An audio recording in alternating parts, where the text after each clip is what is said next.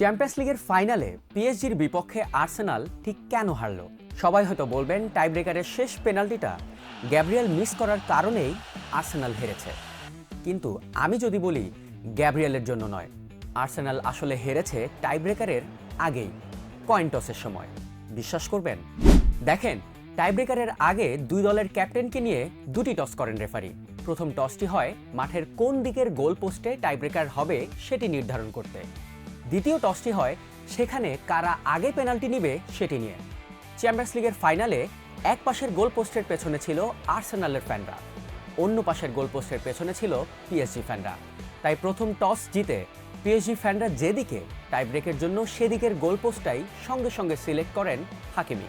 নিজ দলের সমর্থকদের সামনে শট নেয়া যে কোনো ফুটবলারের আত্মবিশ্বাস দ্বিগুণ বাড়িয়ে দেয়। আবার প্রতিপক্ষের জন্য ব্যাপারটা উল্টো, তাদের জন্য তখন সেটা হয়ে ওঠে এক জীবন্ত নরক। আর্সেনালের ক্ষেত্রেও সেটি হয়েছে। পিএসজির আল্ট্রাস ফ্যানদের সামনে নার্ভাস হয়ে যায় আর্সেনালের শুটাররা। টাইব্রেকারের শেষ পেনাল্টিটি নিতে যখন গ্যাব্রিয়েল এগিয়ে আসেন, তখন তার সামনে হাজার হাজার পিএসজি সমর্থকদের এক সাদা সমুদ্র। উথাল পাথাল চিৎকার, ভুভুজেলা, ফ্লেয়ার গান আর দুধুনিতে কেঁপে উঠছিল স্টেডিয়াম। গ্যাব্রিয়েল যখন বল বসিয়ে পেনাল্টিটি নেবেন, তখন পিএসজি ফ্যানদের তৈরি করা সেই শব্দের দেয়াল সরাসরি আঘাত হানে তার মনোযোগে। তীব্র মনস্তাত্ত্বিক চাপে গ্যাব্রিয়েলে নেওয়া শটটি গোল পোস্টের অনেক উপর দিয়ে চলে যায় পিএসজি ফ্যানদের কাছে।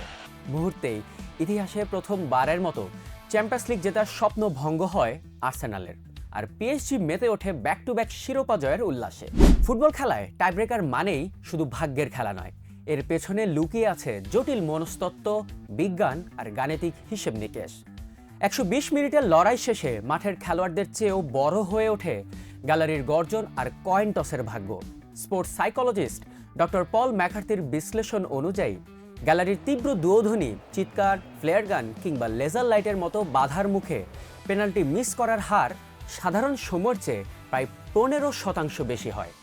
পরিসংখ্যান বলছে, প্রতিপক্ষের ফ্যানদের সামনে পেনাল্টি নেওয়ার সময় একজন খেলোয়াড়ের হার্ট রেট স্বাভাবিকের চেয়ে 30 থেকে 40% পর্যন্ত বেড়ে যেতে পারে, যা নিখুঁত শট নেয়াকে সম্পূর্ণ নষ্ট করে দেয়। এখানেই শেষ নয়, নোবেলজয়ী ড্যানিয়েল কানেমানের লস অ্যাভারশন তত্ত্ব দিয়েও পেনাল্টির এই স্নায়ু যুদ্ধকে ব্যাখ্যা করা যায়। সাধারণ সময়ে পেনাল্টির সফলতা হার 85% হলেও টাইব্রেকারে তা কমে দাঁড়ায় 76%। মডার্ন ফুটবলে খেলোয়াড়রা মেন্টাল ট্রেনিং পেলেও সাম্প্রতিক সময়ে, অর্থাৎ 2021 থেকে 2026 সাল পর্যন্ত উয়েফা চ্যাম্পিয়ন্স লিগের ডেটা বিশ্লেষণ করে গবেষক ক্যাসিস দেখিয়েছেন, দিন শেষে কয়েন টস জিতে নিজের পছন্দ মতো গ্যালারি বা শটের সিদ্ধান্ত নেওয়ার সুযোগ পাওয়া দলটাই মনস্তাত্ত্বিকভাবে যোজন যোজন এগিয়ে থাকে।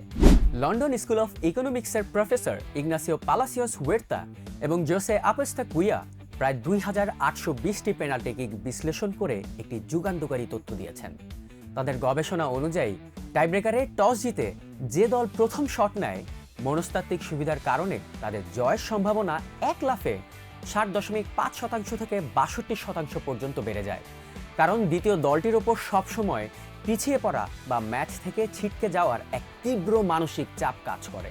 ঠিক এসব কারণেই টাইব্রেকারের আগে কয়েন টসের সময় পিএসজির চেয়ে পিছিয়ে পড়ে আর্সেনাল, এবং সেখান থেকে পরবর্তীতে আর কামব্যাক করতে পারেনি মিকেল আর্তেতার দল।